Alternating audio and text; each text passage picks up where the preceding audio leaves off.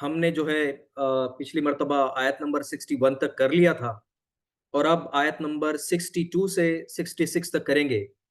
और अब वो आयतें, ये जो रुकू है, छठवां रुकू जो है, वो ये आयत आ रही है जिससे बाज लोगों ने क्या किया था, इस्तदलाल किया था कि हमको अगर नजात पानी है तो नजात के लिए ईमान बिर रिसालत जरूरी नहीं। ईमान बिर रिसालत मतलब रसूलों पर, रसूल पे ईमान लाना जरूरी नहीं है। तो ये दावत जो है ना, बनी इसराइल को दी जा रही है, यहूदियों को दी जा रही है, जूस लोगों को दी जा रही है। तो चले बिस्मिल्लाह करते हैं। औज़ुबिल्लाहि मिनश शैतानिर रजीम, बिस्मिल्लाहिर रहमानिर रहीम। आयत नंबर 62। इन्नल्लज़ीना आमनू, यकीनन जो लोग ईमान लाए। अब इससे मुराद ये है कि ईमान लाए किस पर? ये लोग तो अल्लाह पे ईमान तो रखते थे, लेकिन इनकार किसका किया था? ये लोगों ने रसूलुल्लाह सल्लल्लाहु अलैहि वसल्लम का किया था। तो यहाँ पे अल्लाह ताला फरमा रहे इन्नल्लज़ीना आमनू, इससे मुराद ये है कि रसूलुल्लाह सल्लल्लाहु अलैहि वसल्लम पर यकीनन जो लोग ईमान लाए। फिर आगे की आयत में अल्लाह ताला फरमा रहे हैं वल्लज़ीना हादू वन नसारा, और जो यहूदी हो गए और नसरानी हो गए। ठीक है, जो यहूदी हो गए और नसरानी हो गए। देखो, यहूदी कोई रिलीजन था ही नहीं, नसरानी यानी क्रिश्चियनिटी कोई रिलीजन था ही नहीं, ये सब उम्मत मुस्लिमा थी। ये लोगों ने हम बाद में चल के जो बिगाड़ आया तो अपना नाम यहूदी रख लिया, और फिर बिगाड़ आया तो फिर बाद में नसरानी यानी क्रिश्चियंस, ईसाई रख लिया। फिर अल्लाह ताला आगे की आयत में 62 की आयत में बोल रहे हैं वस्साबीन, वस्साबीन और साबी। यहाँ पे तीन लोगों को दावत दी जा रही है। जो यहाँ पे क्या बताया कि इन्नल्लज़ीना आमनू, यकीनन जो लोग ईमान लाए, किस पे? रसूलुल्लाह सल्लल्लाहु अलैहि वसल्लम। और जो यहूदी हो गए और नसरानी हो गए और साबी हो गए। अभी आप लोगों ने तो यहूदी और नसरानी को तो सुना था, लेकिन ये साबी कौन सी चीज थे? ठीक है ना? तो ये जो है ना साबी, आप लोगों को शायद पता नहीं होगा। ये साबी, ये लोग जो थे ना, ये इराक में रहा करते थे। और उनका कहना ये था कि हम दीन इब्राहिमी पे है, क्योंकि देखिए इब्राहिम अलैहिस्सलाम का असल जो गढ़ था, असल जो मरकज था, वो कहाँ के थे? क्या नेटिव प्लेस उनका इब्राहिम अलैहिस्सलाम का इराक था। तो ये जो साबी लोग थे, ये लोग बोलते थे कि हम दीन इब्राहिमी पे है। ठीक है, लेकिन उसके बाद उनके यहाँ पे ऐसा बिगाड़ आ गया, जो बिगाड़ हमारे में भी मौजूद है। तो इब्राहिम अलैहिस्सलाम जब हिजरत करके इराक से फिर फलस्तीन चले गए थे, तो उनकी जो इराक में रहने वाली नस्ल है, वो नस्ल बिगाड़ का शिकार हो गई थी। तो इस तरह बिगड़ गए थे कि ये लोग जो है ना सितारा परस्ती, यानी चांद और तारों तारों को देख के तारों को अपना खुदा मान लेना, उसकी परस्ती जो है ना करने लगी थी इराक के लोग। तो फिर अल्लाह ताला आगे इसमें बोल रहे हैं मन आमन बिल्लाहि वल यौमिल आखिर, और जो कोई भी ईमान लाया उनमें से अल्लाह पर और यौम आखिरत पर। ठीक है, अल्लाह पे और यौम आखिरत पर। वआमिलुस्सालिहा, जिसने सालेह अमल किए। ठीक है, फलहुम अजरुन इंद रब्बिहिम, तो उनके लिए महफूज है उनका अज्र उनके रब के पास। मैं हमेशा से कहते हुए आया हूं और फिर से एक बार रिपीट करता हूं, ला इलाहा इल्लल्लाह मुहम्मदुर रसूलुल्लाह बोलने से जन्नत नहीं चले जाएंगे। ये हमारा गुमान गलत है। हम लोगों को ये लाइल्मी है, हमारा इल्म कम है, इस वजह से डायरेक्ट जन्नत हम नहीं जा पाए, नहीं जाएंगे। हम लोग जाएंगे, उसके बारे में हम लोग बात करते हैं, डेफिनेटली जन्नत हमारे लिए बनाई गई है। लेकिन सिर्फ ला इलाहा इल्लल्लाह मोहम्मद रसूलुल्लाह बोलने से जन्नत चले जाएंगे क्या? नहीं। कंडीशन यहाँ पे क्या बोल रहे हैं अल्लाह ताला, आप भी आयत नंबर 62 में देख लीजिए। मन आमन बिल्लाही, जो लोग अल्लाह पे ईमान लाए, वल यौमिल आखिरी, आखिरत पर ईमान लाए। ठीक है, अब इसमें मैंने आयत के शुरू होने से पहले ये बताया था कि लोग जो है ना क्या कह रहे थे कि जो है ना ये क्या कहेंगे, उनकी निजात के लिए यानी जन्नत जाने के लिए नबी पे ईमान लाना, रसूलुल्लाह सल्लल्लाहु अलैहि वसल्लम पे ईमान लाना जरूरी नहीं है। ये आयत को पकड़ के लोग क्या बोलते हैं, मतलब आजकल की लोग इतनी उम्मत मुस्लिमा बिगड़ गई है ना। मैंने परसों बताया था आपको कि दीन अकबरी, दीन इलाही, ये और कुछ लोग ऐसे है कि भाई नबी को उतना मानने की जरूरत नहीं है, ठीक है वो नबी थे, अल्लाह पर ईमान लाओ, आखिरत पर ईमान लाओ, ये जन्नत में जाने के लिए काफी हो जाएगा। वो किस बेसिस पे बोलते हैं कि अब ये जो आयत है यहाँ पे बकरा की, सूरह बकरा की आयत नंबर 62, इसमें देखें ये जब बात हो रही है तो इट इज अंडरस्टूड कि उसमें ईमान बिल रिसालत है। फॉर एग्जाम्पल, आमन बिल आखिरा, अब आखिरत की पे ईमान लाओ बोल रहे, तो क्या अल्लाह पे और रसूल पे ईमान नहीं लाएंगे क्या? ये तो अंडरस्टूड है ना, समझ रहे हैं बात आप? जब आखिरत की बात आती है तो अल्लाह भी आ गए, रसूल भी आ गए, उन पे किताबें भी आ गई, मलाइका पे भी ईमान आ गया, ये अंडरस्टूड ऑलरेडी इम्प्लाइड है, इंक्लूडेड है। तो कुछ लोग इससे इस्तदलाल ले लिए कि ये देखो सूरह बकरा में तो आयत नंबर 62 में यहाँ पे कहाँ पे लिखे वाला है कि नबी पर ईमान लाने वाला है, लाना जरूरी है, रसूलुल्लाह सल्लल्लाहु अलैहि वसल्लम पे ईमान लाना जरूरी, कहाँ पर है बताओ। आजकल हम लोगों को पता नहीं, लेकिन जो मेट्रो सिटीज में है, मेट्रो सिटी से ऊपर चले जाइए जरा सा, जो वेस्टर्न वर्ल्ड में है, अमेरिका में जो रह रहे हैं, यूके में जो रह रहे हैं, ऑस्ट्रेलिया में जो रह रहे हैं, वो लोग बोल रहे हैं कि यार हमको तो जरूरत ही नहीं है रसूलुल्लाह सल्लल्लाहु अलैहि वसल्लम पर ईमान लाने। तो वो उनके लिए ये आयत पे बेस करते हैं। तो बेसिकली ऐसा है, ऑल इंक्लूसिव है। अब मैं ये क्यों कह रहा हूं, अब देखे ना, क्या सिर्फ अल्लाह पे और आखिरत पे ईमान लाना जरूरी है? नहीं। क्यों? आगे अल्लाह ताला यही आयत में फरमाते वामिलुस सालिहात, अच्छे अमल करना ये कंडीशन है। अगर अच्छा अमल नहीं करेंगे तो जहन्नम में जाना है, और मुसलमान होने की हैसियत से सजा काटनी है।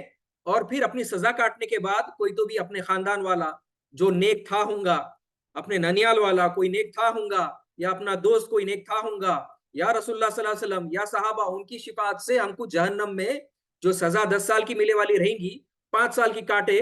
तो यहाँ पे दुनिया में कैसा है ना, इसका बर्ताव अच्छा था, चलो भाई इसको 10 साल की सजा थी तो 5 साल में छोड़ देंगे हम लोग, हाँ ये बोल के उसको रिहा कर देते, तो वैसे ही शिफात मिलेंगी।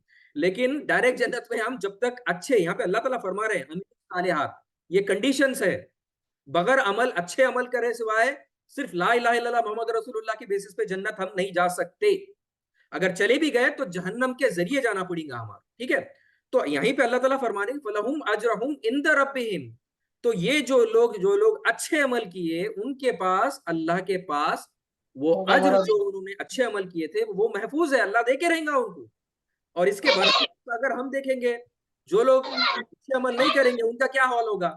अच्छे जो अमल नहीं करेंगे उनका हाल यही होगा कि वो उनको जहन्नम में जाके अपनी सजा, अपनी टर्म पूरी करना पड़ेगा अपने को, ठीक है ना।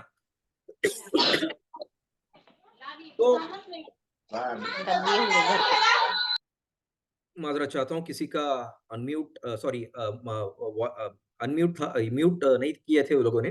तो बहरहाल अल्लाह ताला आयत नंबर 62 को कंक्लूड कर रहे हैं, वला खौफुन अलैहिम वला हुम यहज़नून, ना उन पर कोई खौफ होगा और ना वो गमगीन हो। अब ये किन की बात छीन रही है, किन की बात, आयत यहाँ पे 62 खत्म हो रही है। यहाँ पे किन की बात हुई? जो लोग ईमान लाए अल्लाह पे और आखिरत पे। अल्लाह पे ईमान ला लिए, अरे मैं तो हूं सुनकर ईमान ला लिया अल्लाह पे, लेकिन अमल अच्छे नहीं किए तो समझ लीजिए वो हमारे लिए नहीं, हमको जहन्नम में जाना पक्का है। हाँ, तौबा जब तक कर लिए तो तौबा कर लिए तो बात अलग है कि हम तौबा करने की बदौलत अल्लाह ताला हमको माफ कर देगा, फिर जहन्नम में से इंशाल्लाह बचा लेगा। और तौबा मतलब ऐसी नहीं या अल्लाह मेरी तौबा, या अल्लाह मेरी तौबा, मतलब दिन भर 5 नमाजें पढ़ते जाओ, तौबा करते जाओ, और जो गलत काम जो अल्लाह ताला ने कुरान में बोले वाले कि इससे बचो, वो करते रहो, तो फिर अल्लाह ताला जन्नत में कहां से डालेगा? ठीक है। मैं लास्ट टाइम के लास्ट सेशन में आपको बहुत अच्छी तरीके से एक्सप्लेन कर दिया कि जो है ना, अदल, अल्लाह का नाम अल अदल है ना। तो अदल, 3 भाइयों में कोई कम कोई ज्यादा, कोई कोई नीचे होगा। ऐसे कैसे होगा कि सबको सेम जन्नतें मिल जाएंगी? ऐसे कैसे होगा कि जो गलत काम कर रहा था, जिना कर रहा था, झूठ बोल रहा था, उसको कुछ भी पनिशमेंट नहीं मिलेंगी? तो फिर ये जो अच्छा काम करके जन्नत चला गया, उन्हें बोला यार मैं दुनिया में थोड़ा सा जिना कर लेता था तो क्या मसला था, थोड़ा सा मैं क्या बोलेंगे इंटरेस्ट पे अगर मेरी 1 करोड़ की बिल्डिंग बना लेता तो क्या होता था? समझ रहे हैं बात? तो अल्लाह अल अदल है, अच्छे अमाल करे तो जन्नत है, नहीं तो नहीं है। ठीक है, तो ये इंक्लूसिव है, ये इम्प्लाइड है।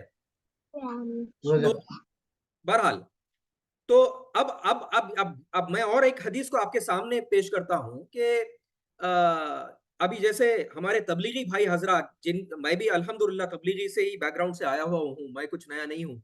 जब मैं कहता हूं कि मेरे तबलीगी भाई, यानी असल रियलिटी में बोल रहा हूँ वो मैं, ठीक है ना। तो मन क़ाल ला इलाहा इल्लल्लाह दखल जन्नह, ये हम लोगों ने बहुत बार सुने सो है, क्या बोले वाला है? मन क़ाल ला इलाहा इल्लल्लाह दखल जन्नह, यानी इसके मायने ये है कि सिर्फ ला इलाहा इल्लल्लाह कहने से जन्नत में दाखिल हो जाएंगे? Do you think? यहाँ पे फिर मोहम्मद रसूलुल्लाह कहाँ आ गया भाई? फिर बाद में वो अमल साले कहाँ आ गया? खाली ला इलाहा इल्लल्लाह बोलने से थोड़ी ना होगा, क्योंकि मोहम्मद रसूलुल्लाह ये एक मैंडेटरी कंडीशन है, इसके बगैर जन्नत में जा ही नहीं सकते तुम, बिल्कुल ही नहीं है। तो ये सिर्फ हदीस के, ये सिर्फ इतने मायने लिए जाएं कि मन क़ाल इलाहा इल्लल्लाहु दखल जन्नह, ये सिर्फ मतलब अल्लाह पे ईमान रख लो जन्नत में चले जाएंगे। तो इसका मतलब क्या हुआ? अल्लाह की किताब पे ईमान नहीं रखता हूं मैं, तो भी चंगा सी हाल है। अगर मैं रसूल पे भी ईमान नहीं रखूंगा तो भी मैं जन्नत में जाऊंगा। समझ रहे हैं बात? तो कुछ लोग ऐसे होते हैं जो कि यहूदी यहाँ पे क्या करे कि ये जो आयत नंबर 62 है उसको रेफरेंस बना लिए, क्योंकि शुरू कैसे हो रही है, जिसने अल्लाह पर ईमान लाया और आखिरत पर ईमान लाया और अच्छे काम अमल किया। लेकिन फिर ये लोग मिस कर दिए यहाँ पे, ये लोगों का कहना यह था कि भाई यहाँ पे ईमान बिल रिसालत कहाँ है, लेकिन ये इम्प्लाइड है, कुछ चीजें इंक्लूडेड है। अब एक आखिरी एक एग्जांपल आपको समझाने के लिए बोलता हूं। कोई बंदा एमबीबीएस कर रहा है, ठीक है, एमबीबीएस है, तो हम जाके पूछेंगे क्या उसको कि भाई एचएससी करा के नहीं करा तू? भाई अगर एमबीबीएस कर रहा है तो एचएससी तो करा चूंगा। एमबीबीएस अगर उन्हें उसके पास सर्टिफिकेट अगर है तो first year, second year, third year, fourth year, fifth year जाने के बाद वो इंटर्नशिप 6 महीने की कराऊंगा। तुम और मैं जाकर पूछेंगे कि तुम इंटर्नशिप करे कि नहीं करे, ये सवाल गलत नहीं हो जाएगा? बात समझ रहे हैं आप? तो बहरहाल ये है चीज, असल चीज समझाने की। ठीक है, तो ये आयतों को और ये कुछ हदीसों को सामने रह के अपने इस्तदलाल करना और इस पे पूरा बिल्डअप करना। फॉर एग्जाम्पल, मेरे तबलीगी भाई भी क्या कहते हैं, हमारे तबलीगी भाई क्या कहते हैं, राय के बराबर दाने के उत्ता भी ईमान रहा तो उन्हें जन्नत में दाखिल हो जाएगा। भाईजान ये बिल्कुल सही बात है, लेकिन ये हदीस जो है ना, ये हदीस का 10% हिस्सा आपके सामने प्रेजेंट किया हुआ है। बाकी की 90% हदीस कौन सी है वो मुफ्ती से पूछो, बाकी वो जो है ना वो आलिम से पूछो कि बाकी 90% क्या लिखे वाला है। इसमें ये लिखे वाला है, वो 90% में ये आता है कि आपको आपके नामा अमाल में जो डिक्लेयर कर दिया जाएगा कि तुम्हारे ये गुनाहों की बदौलत तुमने माफी नहीं मांगे थे, तुमको ये बोला गया था, मेरे कुरान में ये था, मेरे नबी की सुन्नत ये थी, मेरे नबी ने सीरत में ये थे, तो ये लोगों ने नहीं फॉलो करने की बदौलत तुमको जहन्नम में डिक्लेयर हो गया। तो डिक्लेयर मतलब अब नामा अमाल लेफ्ट हैंड में दे दिया गया, लेफ्ट हैंड में देते साथ ही जहन्नम रसीद कर दी गई। तुम और मैं और हम सब की बात हो रही है, ये किसी एक फर्द की बात नहीं हो रही है जो अमल नहीं किया। ठीक है, तो हम अब जहन्नम में चले जाएंगे। जहन्नम में चले जाने के बाद हमारी तिक्का बोटी होगा, तिक्का बोटी होने के बाद फिर बाद में सजा काटने के बाद किसी की शिफात होंगी, या किसी के दिल, उसने जो शिरक अगर करे वाला नहीं रहेगा तो उसको उसके दिल में राय के बराबर भी अगर उसका ईमान रहा होगा तो फिर उसको निकाला जाएगा। हदीसें तो ऐसी ही नहीं है ना कि अपना शबे कद्र में सबसे ज्यादा लोगों को आजाद किया जाएगा। हदीसें ऐसी, भाई आजाद जहन्नम में से किसको किया जाएगा? जिनका थोड़ा बहुत ईमान था, जो तौबा कर लिए थे, जो सजा काट चुके थे, उनको रिहा किया जाएगा ना। कुफार तो कभी भी है ही नहीं, कुफार को जहन्नम से आजादी है ही नहीं। हम सोच रहे होते हैं कि भाई ये हदीस किसी और की है, ये नहीं सर, ये हमारे लिए, मुसलमानों के लिए है ये। समझ रहे हैं आप? तो बहरहाल, तो रत्ती राय के बराबर दाने वाली जो हदीस है ना वो सिर्फ 10% है, बाकी की 90% हदीस हमारे आलिम, हमारे मुफ्ती एकराम को सामने रखने के लिए बोलो तो हमारे सामने पूरा पिक्चर आ जाएगा। अब पूरा पिक्चर तो है नहीं, अब हम फजाइल की बात करते हैं। वो बंदे को नमाज के लिए बुलाना है, वो बंदे को जो है ना मस्जिद में बुलाना है, अगर वो 90% भी बता दिया अपन ने तो फिर कैसा होगा? उन्हें तो आएंगा नहीं। तो सिर्फ ये बोलो कि राय के बराबर दाना रहा तो तूने जन्नती। बिल्कुल सही बात है, बिल्कुल सही बात है। इसको बोलते हैं हिकमत। अनफॉर्चुनेटली हो क्या गया कि हिकमत अप्लाई करते करते करते 90% हदीस भूल गए, वो 10% ही याद कर लिए। तो अब तुम्हारे मेरे जैसे लोग क्या समझने लगे कि ये 10% है वही 6 सही। ऐसा नहीं है मेरे भाइयों, ऐसा बिल्कुल नहीं है मेरी बहनों। ठीक है ना? तो ये उसकी रियलिटी है। समझ रहे हैं आप? तो बहरहाल मैं आपको क्या कहेंगे, और एक एग्जाम्पल देता हूं तारीख के एतबार से। अब तारीख में ये क्या था, हजरत उमर रजी अल्लाह तआला अन्हु के वालिद साहब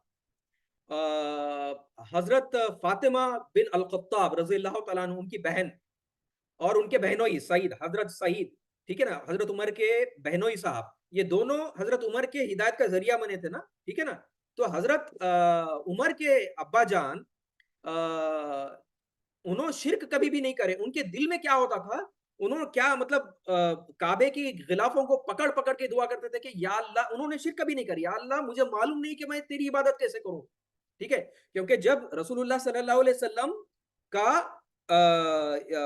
ये नहीं आए थे, पैदा नहीं हुए थे, आपको ये नबूवत भी नहीं मिली थी, तो ऐसे लोग जो नबूवत से पहले जो लोग थे, यानी ईसा अलैहिस्सलाम के बाद से रसूलुल्लाह सल्लल्लाहु अलैहि वसल्लम के बीच में कोई नबी नहीं था ना, तो इनके बीच में 600 साल का वक्फा था। तो 600 साल में फिर आप लोगों का सवाल होगा कि भाई ये लोगों ने क्या मतलब शिरक करे नहीं करे, किन पे ईमान लाए, क्या है, कितना बिगड़ गई थी उनकी कौम।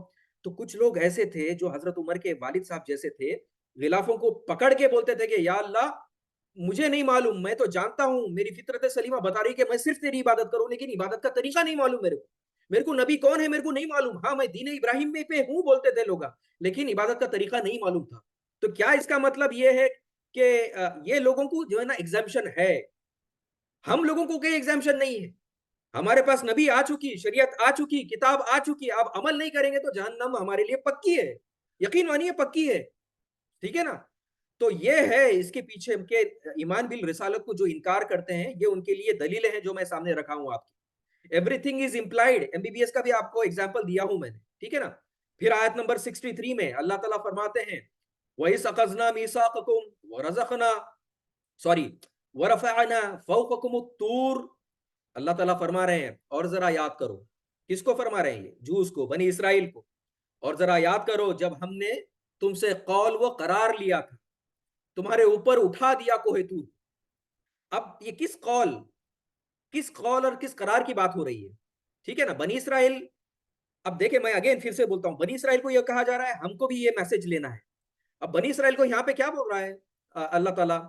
वइस अखजना मीसाकुम व रफअना फौककुम तूर। और जरा याद करो बनी इसराइल, ए मेरे उम्मत मुस्लिमा, पिछले वाली, ठीक है, कि जब हमने तुमसे कौल और करार लिया। ठीक है? अब ये कौल और करार मतलब क्या क्या मतलब होते हैं इसका? कौल ये है, जब मैंने आपको मेरे पिछले दुरूस में जो लोग अटेंड किए हैं उनको मालूम है कि हमारी जो अरवा थी, हम पैदा भी नहीं हुए थे जब हमारी पूरी, यानी गैर मुस्लिमों की भी रूह है, मुसलमानों की भी रूह है, पूरी रूह की शक्ल में अल्लाह ताला के पास थे। आलम अरवाह कहते हैं, अरवा यानी रूहों को पास। वहां पे अल्लाह ताला लिया था, वो अहद लिया था अल्लाह ताला ने, उसको क्या कहते हैं? अगर आप लोगों को याद होगा तो अहद अल अस्त है। क्या कहा था? क्या मैं तुम्हारा रब नहीं हूं मेरी रूहों? तो पूरी रूहों ने कहा था। अब पूरी रूहों ने कौन? आदम अलैहिस्सलाम से लेके तो आखिरी लोग जो भी पैदा होने वाले, जिसमें हमारे प्राइम मिनिस्टर भी मौजूद है, जिसमें मोहम्मद बिन सलमान भी मौजूद है, जिसमें हमारे चीफ मिनिस्टर भी मौजूद है। समझ रहे हैं बात? पूरे, सिर्फ मुस्लिम नहीं, जितने भी दुनिया में पैदा होने वाले उनकी रूह थी, वो सब लोगों ने कहा था कालू बला, यानी जी, है मेरे अल्लाह तू ही हमारा रब है। तो ये है कौल। और फिर करार कब किया था? करार, ये तो कौल ऊपर आलम अरवा में किया था, अब करार कब हुआ था? अल्लाह ताला याद दिला रहे ना, तब याद करो मेरे तुमने जो कौल, तुमने जो वादा किया था मेरे को और जो करार किया था। वादा कब किया था? अहद अलस्त में, जब हम, हमारी रूहें ने जो है ना अल्लाह से वादा किया था, सब मौजूद थी, तुम्हारी रूह, मेरी रूह, हमारी रूह, हमारे प्राइम मिनिस्टर की रूह, अमेरिका के प्रेसिडेंट की रूह, सबकी रूहें मौजूद थी। सब उन्होंने कहा था कि या अल्लाह तू हमारा रब है, हम तेरी इबादत करते हैं। ये तो हो गया। उसके बाद फिर करार कई का लिया था? करार ये है कि तौरात नाजिल की थी बनी, अब यहाँ पे जो बात हो रही है वो बनी इसराइल की हो रही है, और हमारे लिए वो आईना है। तो जैसा बनी इसराइल को करार का किस तरीके से लिया था? किताब अता फरमाई थी, तौरात अता फरमाई थी, शरीयत अता फरमाई थी। हमको क्या अता फरमाई? कुरान अता फरमाई। ठीक है? और तुम पर उठा दिया कोहे तूर को। अब ये क्या बात हो रही है भाई? कलार और खौर की बात हो गई, और अल्लाह ताला बोला कोहे तूर, कोहे तूर में यानी तूर ये पहाड़ का नाम है, उनके ऊपर, सर के ऊपर उठा दिया। और ये कब बात हो रही है? 6 लाख जब फिरौन से बच के आ गए थे, और वो तौरात नाजिल 40 दिन मूसा अलैहिस्सलाम गायब थे अल्लाह ताला से बात करने के लिए। तो फिर ये जब ये चीज हुई तो अल्लाह ताला ने कोहे तूर को 6 लाख लोगों के सर के ऊपर उठा लिया। ठीक है ना? अब ये क्यों उठा लिया था? इसके पीछे क्या हिकमत थी? उलमाए किराम फरमाते हैं कि इसके पीछे ये हुकमत थी कि जब ये किताब, ये शरीयत, ये तौरात जब दी जा रही थी, तो उनके दिलों में एक हैबत डालने के लिए, एक खशियत डाले करने के लिए, एक मौजजा ना है, यानी मिराकल के लिए जो है ना, एक ऐसी कैफियत तारी आ जाना, एक रियलिटी वाजे हो जाना, ताकि दिल के उनके उनमें मुतमईन हो जाए। ठीक है ना? तो इसीलिए अल्लाह ताला ने उनके ऊपर कोहे तूर को उठा लिया था, यानी हैंग कर दिया था। कोहे तूर कितना बड़ा है आप समझ सकते हैं आप? शायद हो सकता है कि ओहद पहाड़ से भी बड़ा बड़ा है। तो ये मौजजा 6 लाख लोग देख रहे हैं, तो ईमान लाएंगे कि नहीं लाएंगे भाई? समझ रहे हैं बात आप? तो कितना यकीन उनको होना चाहिए था। तो उस वक्त उनसे कहा गया, ये तो उस वक्त उनसे कहा गया, अल्लाह ताला कह रहे हैं उनसे, क्या कह रहे हैं? 63 नंबर की आयत की कंटिन्यूएशन में, हुजू मा आतैकुम आतैनाकुम बिकुव्वा, पकड़ो इसको मजबूती के साथ जो हमने तुमको दिया है। अब यही चीज, ये आयतें नाजिल हो रही हैं मूसा अलैहि सलाम पे, तौरात। अब यही चीज हमारे शरीयत उम्मत मोहम्मदिया सल्लल्लाहु अलैहि वसल्लम, वहां पे कहां पे? मेरे नबी करीम सल्लल्लाहु अलैहि वसल्लम ने कुरान में भी फरमाया, सॉरी, अल्लाह ने कुरान में फरमाया और मेरे नबी करीम सल्लल्लाहु अलैहि वसल्लम ने फरमाया कि मेरी दो चीजों को मैं छोड़े जा रहा हूं, ये दांतों से अपने ऐसे गच पकड़ लेना, एक कुरान और दूसरी मेरी हदीस। तो वही चीज को तुम यहां पे देख लो ना, 63 नंबर, पकड़ो इसको मजबूती के साथ जो हमने तुमको दिया। क्या दिया था बनी इसराइल को? तौरात दी थी। हमें क्या दी है? कुरान। हमको पकड़ना क्या है? कुरान। हम पकड़ रहे क्या? नहीं पकड़ रहे। इसीलिए मसले मसला मसाइल है ना, समझ रहे हैं बात आप? हम अमल नहीं कर रहे इसीलिए तो मसला है ना। तो वस्कुरु माफी, और याद करो जो कुछ इसमें है। वस्कुरु, सॉरी, वस्कुरु माफी ही, और याद रखो इसे जो कुछ इसमें है। याद रखो के मतलब यहाँ पे यह है कि इस पे अमल करो, जो मैंने कंडीशंस दे दी है। इंटरेस्ट से बचना है, बचना है। पर्दा करना है, करना है। झूठ नहीं बोलना है, नहीं बोलना है। खिंजीर का गोश्त नहीं खाना है, गोश्त नहीं खाना है। इंटरेस्ट से पैसे नहीं लेने हैं, नहीं लेने हैं, ठीक है। देवर से पर्दा करना है, करना है। नो कंडीशंस, नो कंडीशंस, शरीयत मौजूद है। जो नहीं अमल करेगा उसको, तूने जब तक तौबा नहीं करता या तौबा नहीं करती, उसको जहन्नम में जाके उसकी सजा काटना ही काटना है। अगर तौबा कर दी है इस दुनिया में तो फिर अल्हम्दुलिल्लाह, अल्लाह बड़ा गफूर रहीम है, अल्लाह रहमान भी है, अल्लाह रहीम भी है, ठीक है ना। इसलिए तो ये मतलब देखे ना क्या क्या अंदाज है अल्लाह का, वस्कुरु माफी ही। तो याद रखो उसे जो कुछ इसमें है। याद रखो मतलब खाली याद रख कर लो क्या? खाली अभी जैसे हम बोलते हैं कि हिफ्स कर लो, बच्चा हिफ्स कर लिया, 30 पारे है, बहुत बड़ी बात है, बहुत बड़ी बात है। हमको तो अभी 25 सूरह हम में से किसको याद है? बता देना मेरे को तुम लोग। मेरे को बचपन में 30 रुको, ये 30 जो है ना याद थे मेरे को, क्या बोलते हैं अपने सूरह। आज मेरी कैफियत ये है 23-24 है। बात समझ रहे हैं? अल्लाह माफ करे मुझे। तो याद करना मतलब इस तरीके से याद नहीं करना है कि ये, इस पे याद करने के साथ इसको अमल करने की बात है यहाँ पे, खाली याद करने की बात नहीं है। अब क्यों इसमें बोला जा रहा है, क्यों ऐसा बोल रहे हैं अल्लाह ताला में कि इसको मजबूती से पकड़ो और इसको याद रखो, इस पे अमल करो? 63 नंबर आयत में अल्लाह ताला फरमाते हैं लअल्लकुम तत्तकून, कि तुम तकवा अख्तियार कर सको। अब इसके तकवे के मायने ये आयत में क्या है? ताकि तुम बच सको। किससे बचो? अजाब से। अजाब कहां आता? जहन्नम में। तो ये सब सारी चीजें तुम नहीं करेंगे, इसको मजबूती से नहीं पकड़ेंगे, इसको जो है ना याद नहीं रखेंगे, इस पे अमल नहीं करेंगे, तो कहां जाएंगे? जहन्नम में जाएंगे। अगर इसको पकड़ लिए, अमल कर लिए, तो अल्लाह ताला गारंटी दे रहे हैं यहाँ पे, मैं बचा लूंगा। किससे बचा लूंगा? जहन्नम से, ऑब्वियसली, यानी जन्नत में जाएंगे अमल करने से। तो अमल के सिवाय कुछ नहीं है सर जी, यकीन मानिए आप। ये जो हमारे मुफ्ती हजरात है, ये उलमाए कराम है बेचारे, अल्लाह ताला, ये एक अलग वाकया है, जब मौका आएगा तब मैं एक्सप्लेन करूंगा कि इनके पीछे हिकमत क्या थी, ठीक है। ये 75 साल और 100 साल की कहानी है, वो मैं आपको बाद में बताऊंगा कि ये हिकमत को ऐसा करते करते करते हम असल चीज को भूल गए। इसमें दोष हमारे उलमाए कराम का नहीं है, दोष हमारे जैसे, तुम्हारे जैसे, हम जैसे लोगों का है कि उसी 10% को पकड़ लिए कि राय की उतनी बराबर जो है ना ईमान रहा, उन्हें जन्नती है। कुछ पकड़ लिए, बाकी 90% को हम छोड़ दिए। बहरहाल, आयत नंबर 64 में, सुम्मा तवल्लैतुम मिन बादि ज़ालिक, फिर तुमने रू गर्दानी की उसके बाद। यानी क्या की? रू गर्दानी मीन्स क्या है? सुम्मा तवल्लैतुम मिन बादि ज़ालिक, ये आयत नंबर 64 है। फिर तुमने क्या किया? शरीयत तुमसे जो दिया गया था, जो अहद दिया गया था, अल्लाह ताला फरमान कर रहे हैं सुम्मा तवल्लैतुम मिन बादि ज़ालिक, तुमने तोड़ डाला, उस वादा नहीं निभाया तुमने। फिर अल्लाह ताला आगे फरमाते हैं फलौला फदलुल्लाहि अलैकुम रहमा लकुंतुम मिनल कासिरीन। फिर अगर तुम अल्लाह के फजल और उसकी मेहरबानी ना होती, अल्लाह ताला यहाँ पे फरमा रहे हैं, ये बनी इसराइल को याद दिला रहे हैं, तुम इतनी नाफरमानी करे, तौरात को छोड़ दिए, बेअमल हो गए, जिना करने लगे, दुनिया परस्ती लगे, पैसा पैसा कर रहे, जायदाद जायदाद कर रहे, ठीक है, और जॉब जॉब कर रहे, ठीक है, दिन पीछे रह जा रहा, कुरान पे अमल कुछ नहीं हो रहा, ठीक है। तो अल्लाह ताला यहाँ पे आयत नंबर 64 फिनिश कर रहे हैं। फिर अगर तुम पर अल्लाह का फजल और उसकी मेहरबानी ना होती, तुम खसारा पाने वाले हो जाते। यानी बनी इसराइल ने इसके, उनकी नाफरमानी के बाद भी अल्लाह ताला ने कितने बार माफ करा। अल्लाह ताला यहीं पे उनकी, अल्लाह ताला याद दिला रहा है उनको, अगर मेरा फजल नहीं रहता, अगर मैं, मेरी मेहरबानी नहीं रहती यहाँ पे ये अल्लाह का जो है ना, बोलते ना अल्लाह 70 माओ से मोहब्बत करता, बिल्कुल सही है।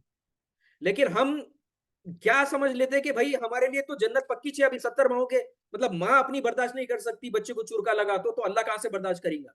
ये जो है ना, ये धोखा है, अपने आप को धोखा देना है। ये हदीस बिल्कुल सही है, लेकिन अल्लाह का यहाँ पे क्या कर रहा है देखिए आप। अभी ये तो बनी इसराइल को बताया गया, यहूदियों को बताया गया। हम कितने गुनाह हो रहे हैं, अल्लाह अगर हमारी पकड़ कर लेता हमारे गुनाहों पे, क्या मतलब हम क्या रह सकते थे? अल्लाह ताला हमारे को ढील देते जा रहा, मेरे को ढील देते जा रहा अल्लाह ताला, आप लोगों को ढील देते जा रहा। मैं खुद के गिरेबान में झांक के देख लूं, जब मैं होश संभाला 20 साल में या 18 साल में या 25 साल में, मैक्सिमम 25 साल में, उसके बाद कोई हो ऐसा नहीं रहता दुनिया में बंदा जो होश जिसको नहीं आता। 25 साल के बाद हम अपने आप की गिरेबान में झाकर देख लीजिए कि हमारे कितने गुनाह हुए और अल्लाह ताला ने हमारी पकड़ करी कि नहीं करी। अभी भी हम अगर 2 टाइम खा रहे, जा रहे, आ रहे, उठ रहे, पी रहे, नहा रहे, धो रहे, पैसा लत्ता सब है हमारे पास, तो ये अल्लाह ताला की मेहरबानी नहीं थी? सोच, ये रहमानियत नहीं थी अल्लाह की? ये रहमियत नहीं थी अल्लाह की? रहम नहीं था? रहमान और रहीम बात है, दो बड़ी चीजें हैं अस्माउल हुस्ना में। हम ये चीज क्यों नहीं सोचते कि अल्लाह ताला ने हमारे को कितनी ढील दी? 25 साल से आज तक कितने गुनाह हुए थे और अल्लाह ताला ने कितनी बार माफी किया और हमने कितनी बार तौबा की। तो यही तो है अल्लाह की मेहरबानी, यही तो है रहीम, यही तो है रहमान। रहमान रहीम वो नहीं है कि तुम गुनाह करते चले जाओ और गुनाह की बदौलत करे तो करे, कोई नहीं, मेरा नाम तो ले रहा बोल के जन्नत में डायरेक्टली डाल दूं।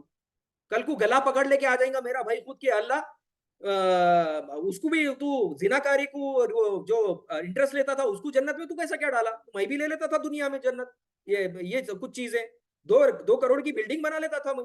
बात समझ रहे हैं आप?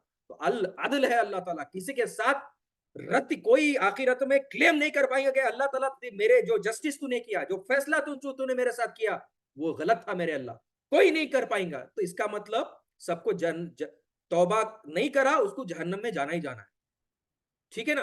तो अल्लाह ताला ये बनी इसराइल को यहाँ पे याद दिला रहे हैं कि मैं तुम्हें अगर माफ नहीं करता, तुमको बार बार मैंने बहुत सारे अजाब दिए, मैंने तुम्हारे को माफी की, मैंने तुमको, तुमने नबियों का कत्ल किया, तुमने शरीयत को पीछे डाल दिया, फिर भी मैंने माफ किया तुम्हारे लोगों, ठीक है?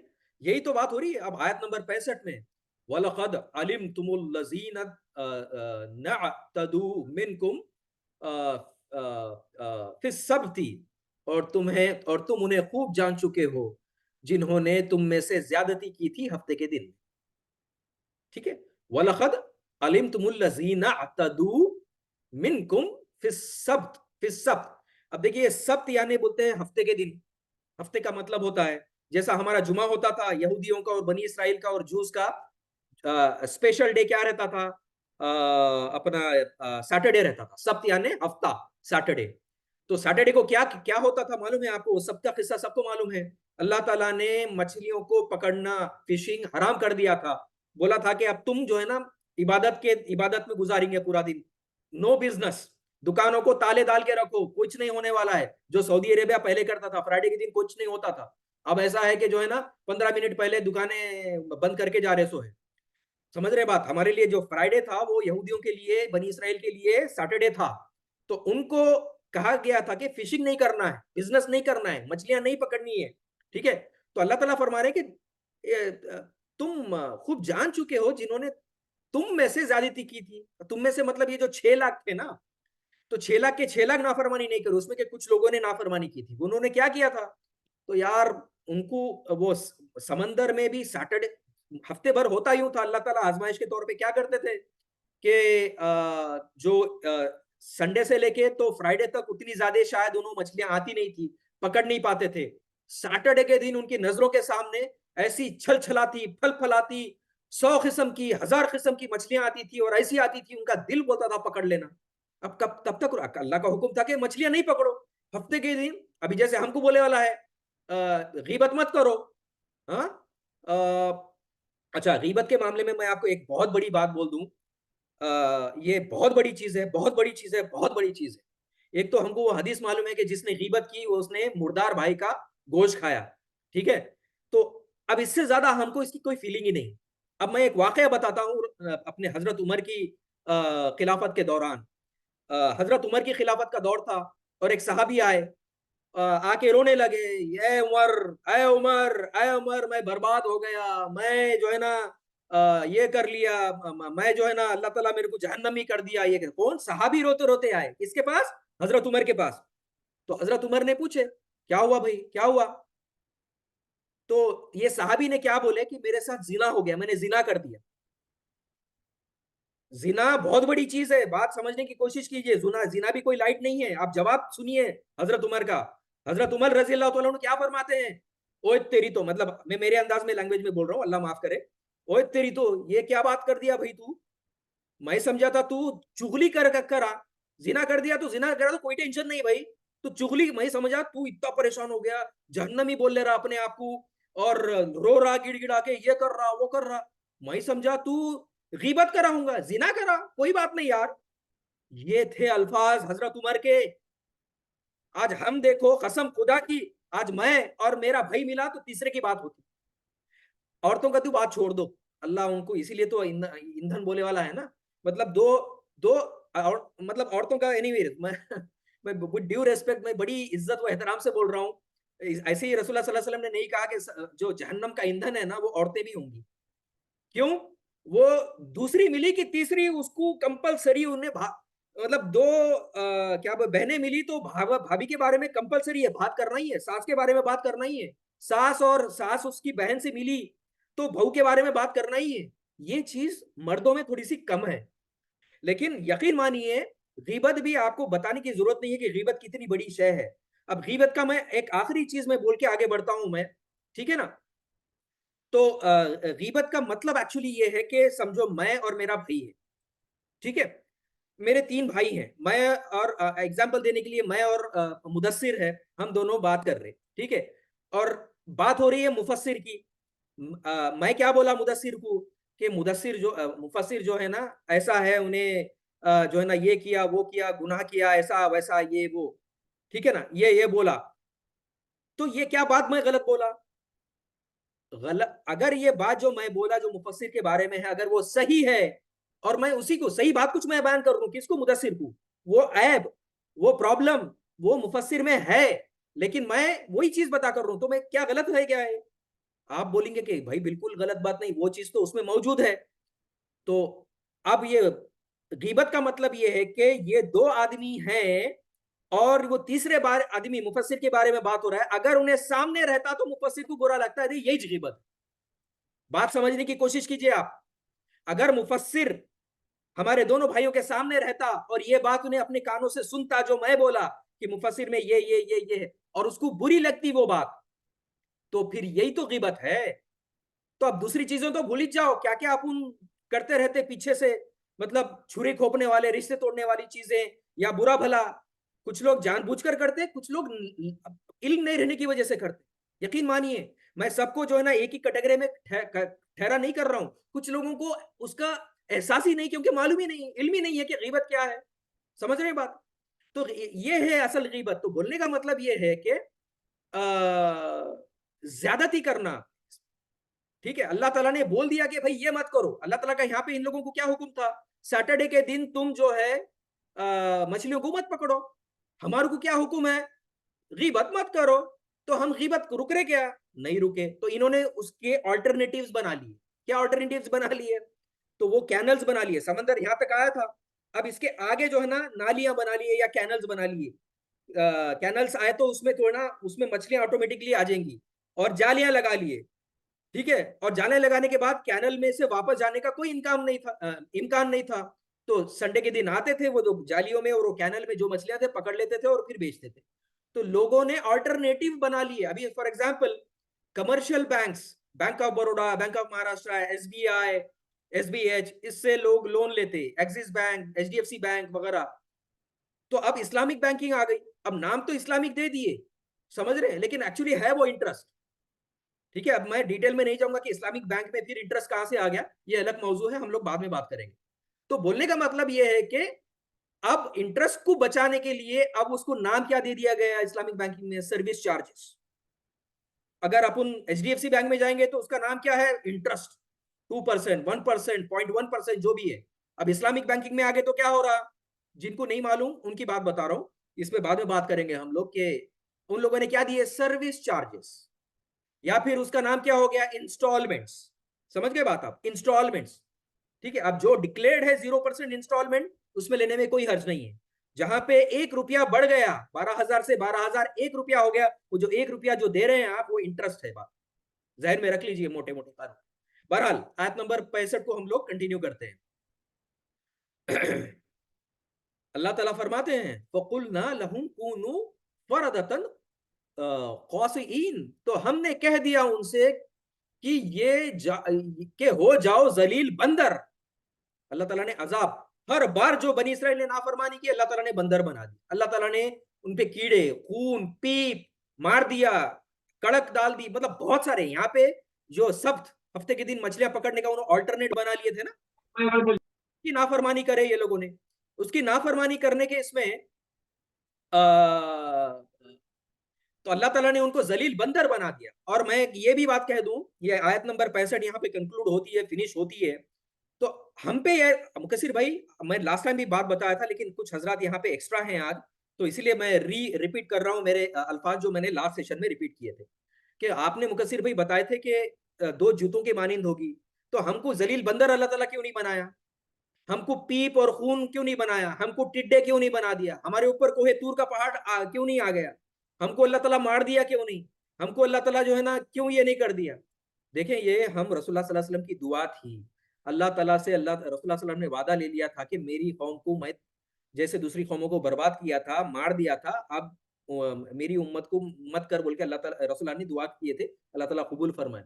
दूसरा, फिर ये खिंजीर बना देना, ये बंदर बना देना, और ये कीड़े मकोड़े अपने खानों में आ जाना, ये पीप खून पी ले जाना, पीप हो जाना, ये सारी सजा हमको नहीं आ रही। क्यों? रसूलुल्लाह सल्लल्लाहु अलैहि वसल्लम ने दुआ की थी और अल्लाह ताला ने उनकी दुआ कबूल की थी, इसलिए हमको ये अजाब नहीं आए। लेकिन सिचुएशंस वही रहेंगे। मैं तुमको बता दिया, इस्लामिक बैंक से लोन ले रहे ना, तो फिर वो खाली वो सर्विस चार्ज उसका नाम रहेगा। ये सब का दिन याद रख लेना हमेशा माइंड में, ठीक है ना? अभी हम लोग फॉर एग्जांपल, मैं अगर मेरी इंडस्ट्री की अगर बात करूं, तो अगर कोई मेरी एग्जीबिशन है, एक एग्जीबिशन है, कोई कॉन्फ्रेंस है, कस्टमरों को मैं जाता हूं, इन्वाइट करता हूं कि सर आप मेरे पास आइए, मैं आपको स्पॉन्सर कर रहा हूं, आप मेरे गेस्ट बनिए और वो कॉन्फ्रेंस में जाइए। 5 स्टार का मैं आपको, 7 स्टार में आपको होटल में रखूंगा। आपको जो है ना 1 लाख रुपए का जो पर डे नाइट है वो मैं आपको दूंगा 5 दिन रहने के लिए। और आप मेरे बूथ पे आइए, आप मेरे जनरल मैनेजर से मिलिए, आप मेरे मेरे से मिलिए, मैं आपको रेड कारपेट ट्रीटमेंट दूंगा, आपको बिजनेस क्लास के टिकट्स दूंगा मैं। आप तो पैसे तो नहीं दे रहे, आप आपके लिए तो ये रिश्वत नहीं हुई ना, क्योंकि उसको नहीं कर रहे, आप बुकिंग कर रहे हो उसकी, आप उसको एग्जीक्यूटिव क्लास बिजनेस क्लास में फ्लाइट्स के टिकट्स दे रहे। ये एक्चुअली रिश्वत है। ये सब का मामला अपने जहन में रख लीजिए। ये सब के लोगों ने, बनी इसराइल ने जो ये नालियां और कैनल्स बना लिए थे ना एक्स्ट्रा, और फिर बाद में संडे के दिन आके पकड़ लिए थे ना, ये वही रास्ता है। कैश तो हाथ में अपन नहीं दे रहे, लेकिन स्पॉन्सरशिप कर रहे। सर सिंपोजिया है, आ जाइए आप। साइंटिफिक एजुकेशन के नाम से जो है ना उनको बुलाया जा रहा है, रिश्वत दी जा रही है। ये नहीं है भाई दीन, कसम खुदा की। अब आप बोलेंगे कि बचा कैसे जाए, ये अलग मौजू है। जो लोग हजरात इंटरेस्टेड है ये मौजू में डिस्कशंस के लिए मुझे बताइएगा, हम लोग इस सेपरेट सेशन करते हैं। बहरहाल समझाने का मकसद ये है कि हमने ऑल्टरनेटिव्स कैसे बना लिए। जो हराम है उसको कैश में अब रिश्वत नहीं दी जा रही है, रिश्वत दी जा रही है कि आप आइए, हम आपको फ्लाइट का टिकट देंगे बिजनेस क्लास का, टू प्लीज हिम, ताकि वो इनडायरेक्टली वो मेरे को बिजनेस दे। समझ रहे हैं? और ऑब्जेक्टिव क्या है उसको स्पॉन्सर करने का, उसको सब मालूम है, जो सिर्फ वो कॉन्फ्रेंस में पढ़ाया जा रहा है उसको हर चीज मालूम है। थोड़ा बहुत अपडेट नहीं होगा वो बात अलग है। तो आप स्पॉन्सर क्यों कर रहे हैं? इंटेंशन ये है कि मैं इसको पैसे दे के वहां पे दुबई, अमेरिका, स्विट्जरलैंड भेजूंगा, तो उन्हें मेरे को थोड़ा सा बिजनेस देगा उन्हें वापस आने के बाद। तो ये रिश्वत हो गई सर जी, समझ रहे हैं बात? ये सख्त वाला मामला हो गया। बनी इसराइल वो कर रहे थे, हम ये कर रहे हैं। बात बहुत वाजे तरीके से है भाई। तो बहरहाल आगे चलते हैं आयत नंबर 66 में, फजअलना फजअलनाहा नकालम्मी मा बैन यदैहा वमा खल्फहा।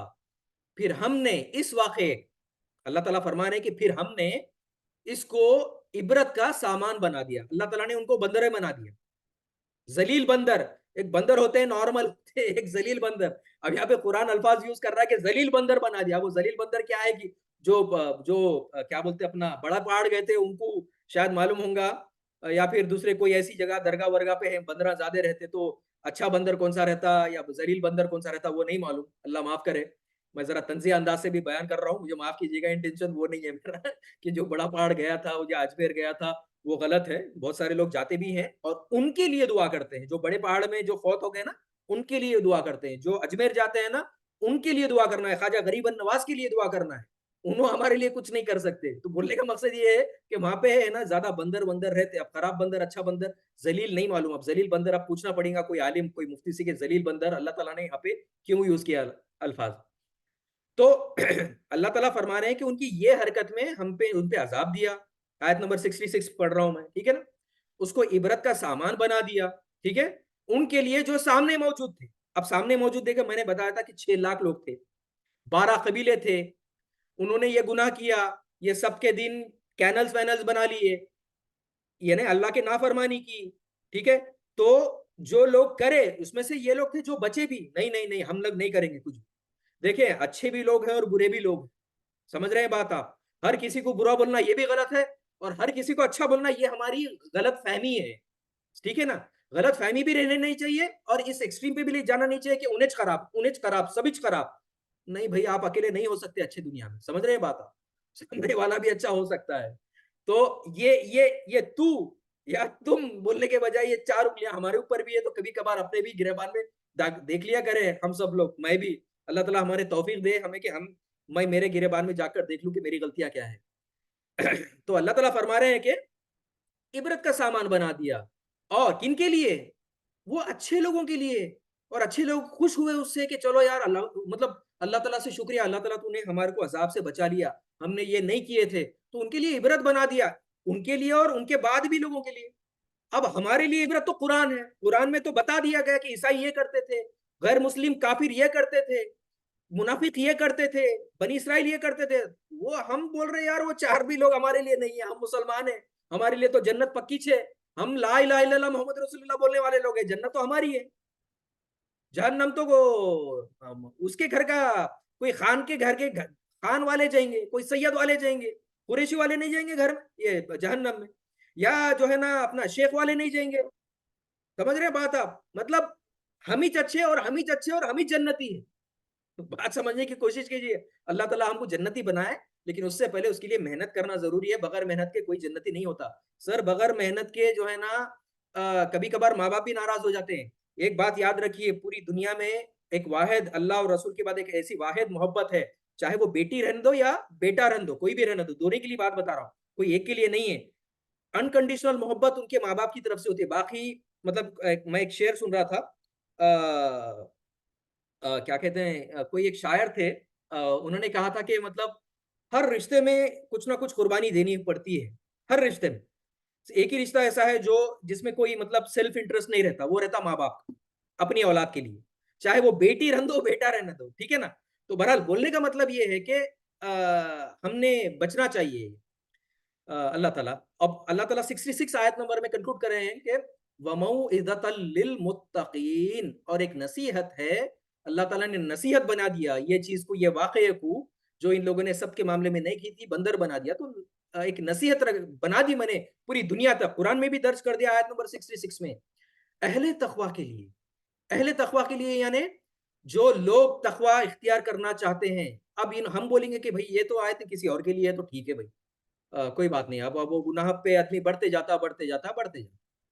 तो बहरहाल ये चीज है, देखें, अल्लाह ताला हम सबको कहने सुनने से बजाय अमल की तौफीक अता फरमाए। ये हमारा जो है ना 6वां रुकू खत्म हुआ, आयत नंबर 62 से 65 तक हम कर चुके, ये सॉरी 66 तक कर चुके हम।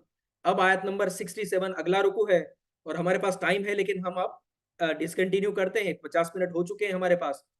तो खत्म तो हम लोग यही करते हैं। अगर किसी को कुछ सवालात है तो अपने आप अनम्यूट कर लीजिएगा और सवाल पूछ लीजिएगा, ठीक है।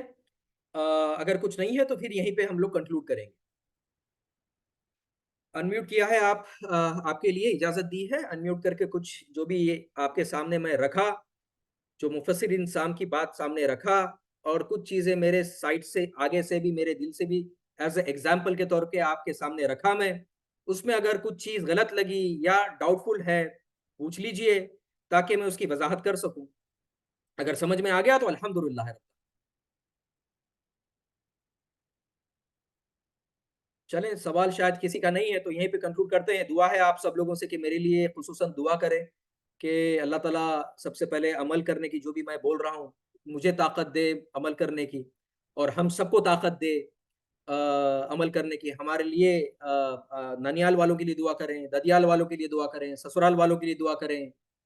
ये खुसूसन ये करीबी हैं, अपने ब्लड रिलेटिव्स हैं, उनके लिए दुआ करें, फिर उम्मत के लिए भी दुआ करें। ठीक है?